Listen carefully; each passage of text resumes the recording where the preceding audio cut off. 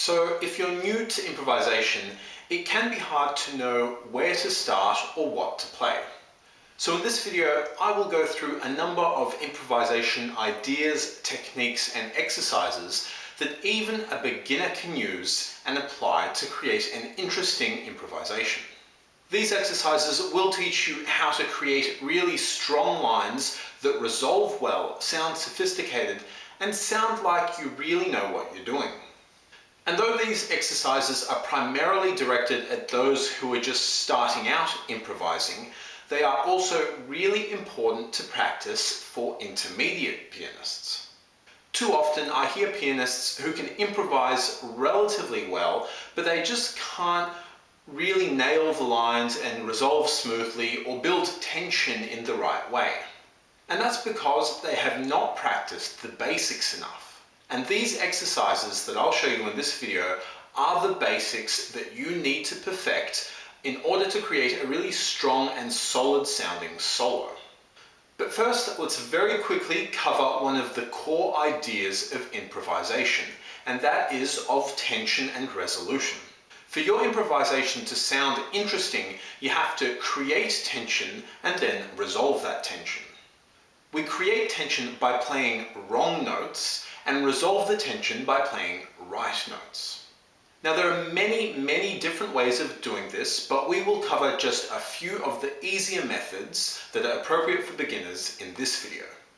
Specifically, our right notes will be in the form of arpeggios, a major scale and the blues scale, and our wrong notes will be in the form of chromatic approach notes, enclosures, and chromatic runs.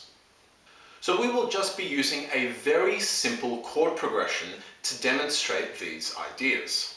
We'll be using the chords D minor 7 to G7 on repeat, which is just a 2-5 in C.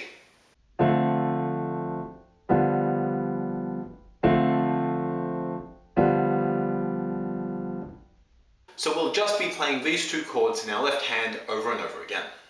Now our first exercise is just playing arpeggios of these chords in our right hand using quarter notes and without stopping. Now this is an exercise called melodic continuity. So just play up and down the notes of each chord as you play them. Arpeggiate the D minor 7, then arpeggiate the G7. You can start by playing from the root of each chord, but eventually we want to be able to mix this up and start and finish on any note in the chord, so effectively play any inversion of the arpeggio.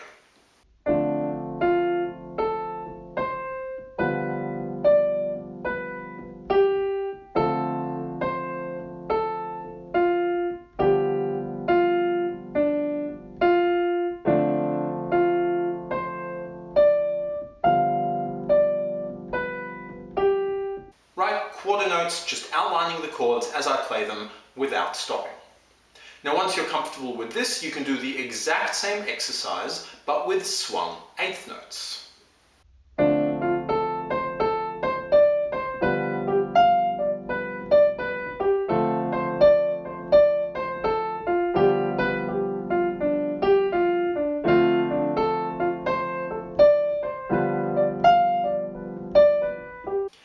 When you're comfortable doing this, do the exact same thing but with triplets.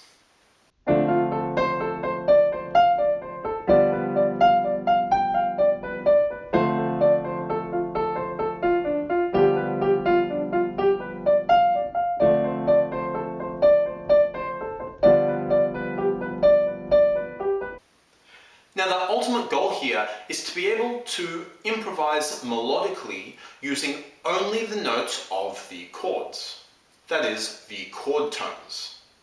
Now this is really important because this is how you resolve tension.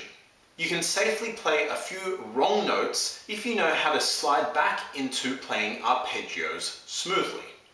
Now you cannot practice this exercise enough. Being able to play arpeggios melodically is arguably the foundation of improvisation. So now we're going to do this again, but we will add our first wrong notes. To do this, we are going to use chromatic approach notes. For this technique, all you have to do is, while playing an arpeggio, play a semitone away from the right note that you're targeting, and then play the correct note, or the target note. So we are approaching our target note, which is one of the notes in the chord, from one semitone away, either above or below, it doesn't matter. But only do this occasionally, not for every single note. This creates some tension and then very quickly resolves it. So again, do this using quarter notes.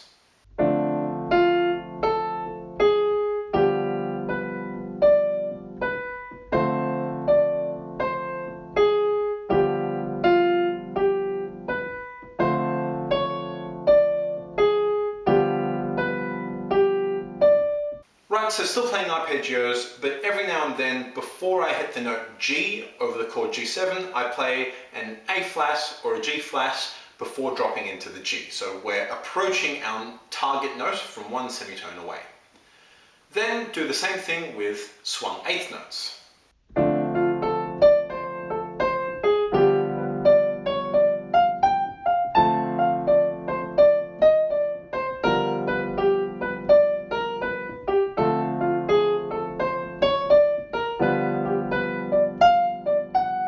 And again, once you're comfortable with that, try using triplets as well.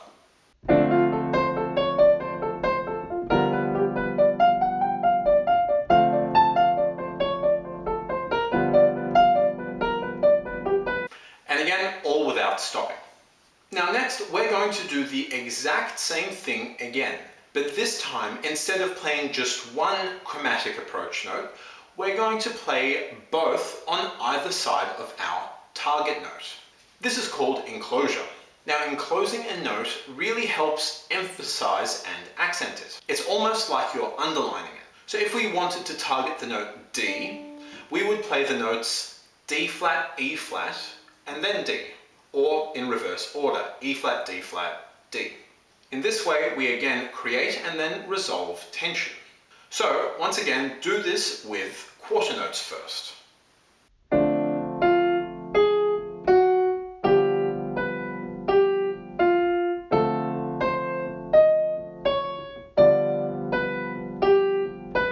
And then try eighth notes.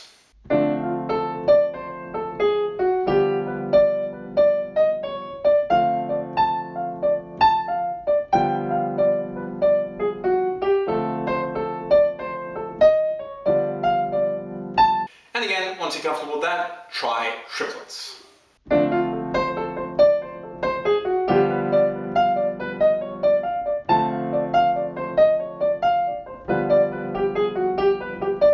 Right, so same idea as the chromatic approach notes, but you're essentially doing two of them, one on each side.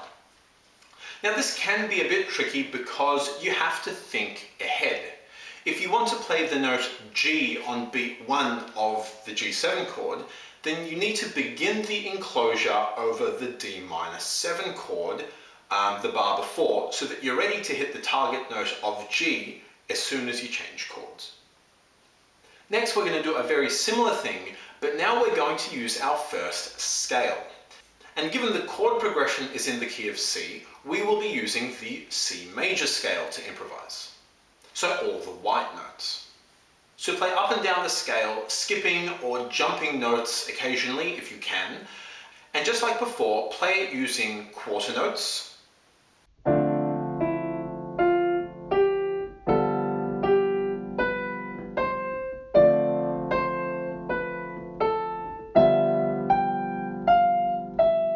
eighth notes,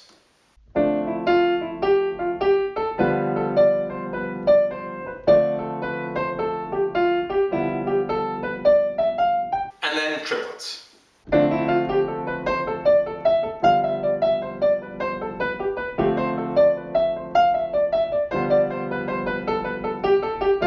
Now, while we could use chromatic approach notes and enclosures over the notes in the C major scale, they tend to sound stronger if you use them over arpeggios like we did earlier. This is because by landing on a chord tone, you really emphatically resolve that little bit of dissonance that you created by playing your wrong notes. So instead here, the technique we're going to use to add our wrong notes in is simply by using a chromatic run. And it can be as long or as short as you like, ascending or descending. The chromatic run adds tension, and then you resolve that tension by returning to the major scale. So again, you do all the same things with quarter notes,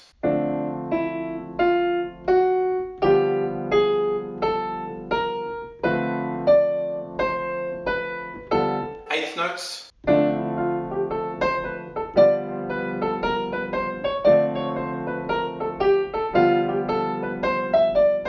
and triplets.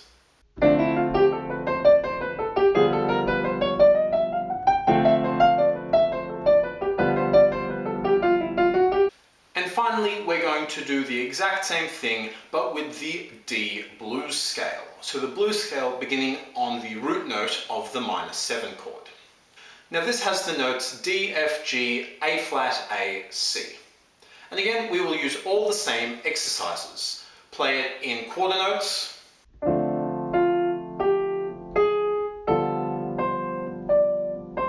then eighth notes,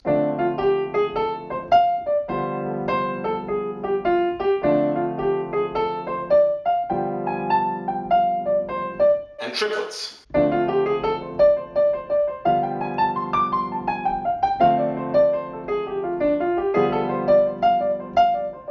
And then add in your chromatic run with each one of those. So again, I'll just give you the triplets example.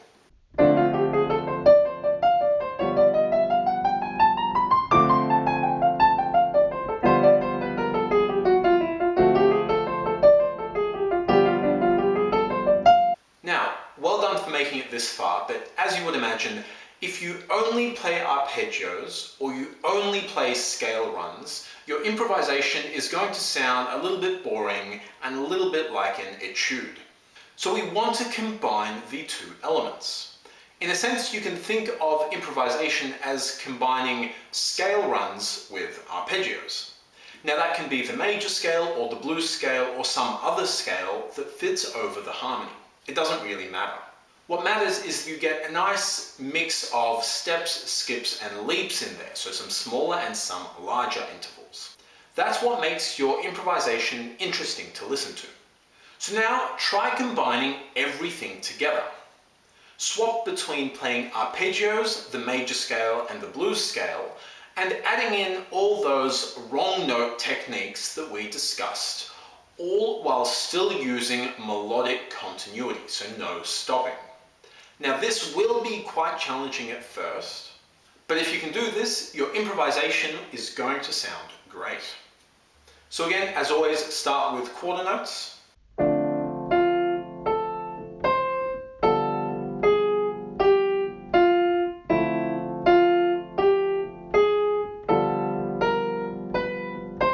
Then eighth notes.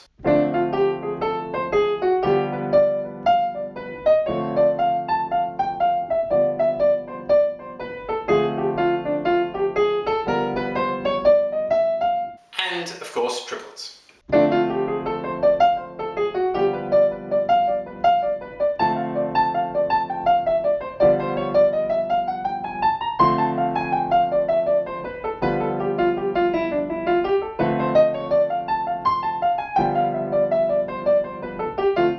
Now, if you can do all that, then you're doing quite well and you're well on your way.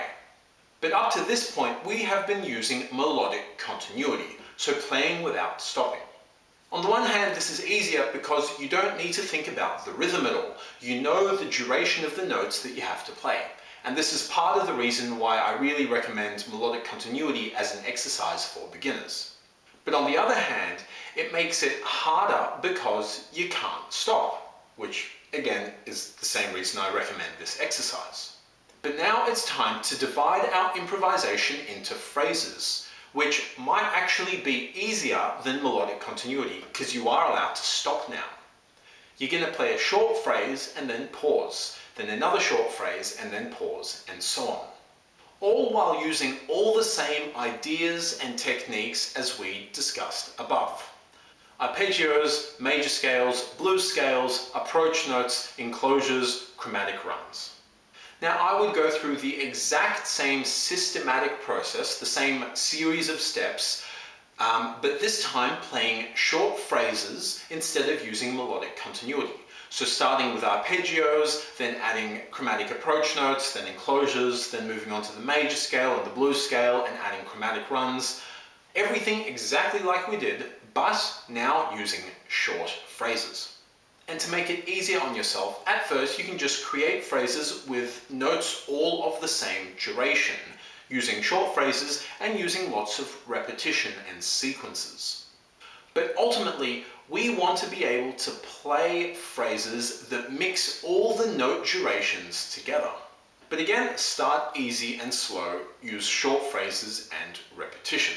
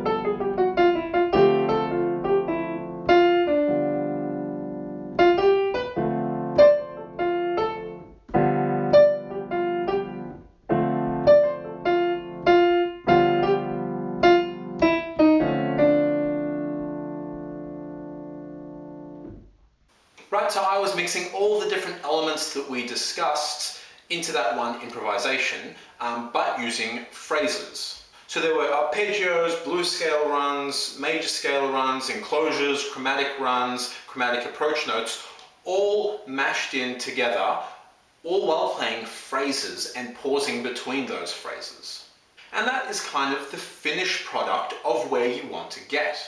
You want to be able to combine all those different elements that we discussed comfortably and smoothly. Now that's going to take a lot of time, and you really have to practice each element separately. The arpeggios, the enclosures, the blues scales, the chromatic runs, all of those things need to happen separately, and only then can you try and start combining them all together like I did here. And that's it.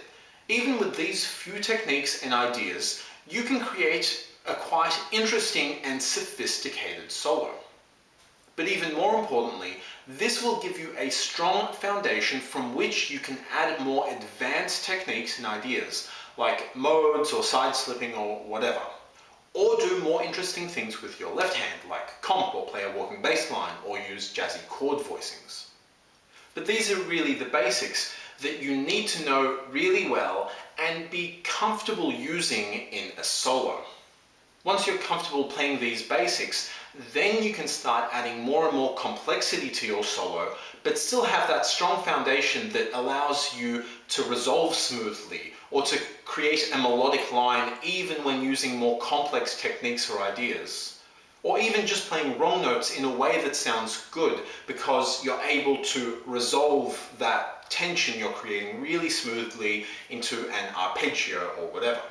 Now, while I was just using a 2/5 in the key of C, I would take all these exercises and repeat them over another chord progression, maybe a 2/5 in B flat. Then you could even create 2/5 chains by linking together your 2/5s, say by playing a 2/5 in C, immediately followed by a 2/5 in B flat, and so on. So you can kind of expand your chord progression all while using these same techniques and ideas. Or you could use a completely different chord progression, like a C major 7 to E7, or maybe even an entire song. But I will leave that up to you. Cool, good luck guys, and goodbye.